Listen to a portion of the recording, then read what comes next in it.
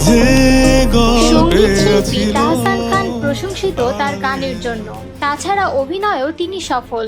জনপ্রিয় এই তারকার ব্যক্তিগত জীবন নিয়ে ভক্তদের ব্যাপক আগ্রহ। রোজা আহমেদকে বিয়ের পর যেন সে আগ্রহ আরও বেড়েছে।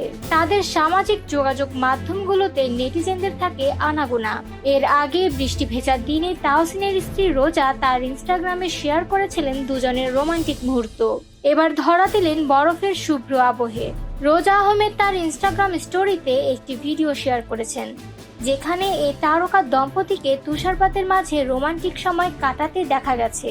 ভিডিওতে দেখা যায় সাদা বরফের আবরণে ঢাকা এক মনোরম পরিবেশে তাহসান ও রোজা একে অপরের সঙ্গে দারুণ সময় কাটাচ্ছেন। তুষারকণার মাঝে তারা নিজেদের মতো করে সময় উপভোগ করছেন, যা নিয়ে নেটিজেনদের মাঝে বেশ আলোচনা হচ্ছে। এই বিশেষ মুহূর্তটিকে আরো স্মরণীয় করে তুলেছে ভিডিওর ক্যাপশন। তিনি লিখেছেন, যখন ভালোবাসার মানুষটি আমাকে সারা জীবনের জন্য সঙ্গী হতে বলল।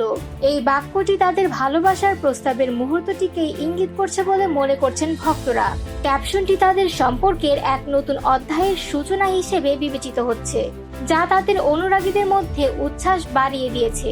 তাহসান রোজার এই তুষার শুভ্র ভালোবাসা দেখে ভক্তরা তাদের জন্য শুভকামনা জানাচ্ছেন। উল্লেখ্য, 2006 সালের 7 আগস্ট ভালোবেসে রাফিয়াত রশিদ মিথিলাকে বিয়ে করেন তাহসান। 2013 সালের 30 জুলাই কন্যা সন্তান আয়রার জন্ম দেন মিথিলা। 2017 সালে বিচ্ছেদ ঘোষণা করেন মিথিলা ও তাহসান। তাহসানকে ডিভোর্সের পর 2019 সালের ডিসেম্বরে সৃজিত মুখোপাধ্যায়কে বিয়ে করেন মিথিলা। এদিকে দীর্ঘদিন একা থেকে গত বছর মেকআপ আর্টিস্ট রোজা আহমেদকে বিয়ে করেন তাহসান।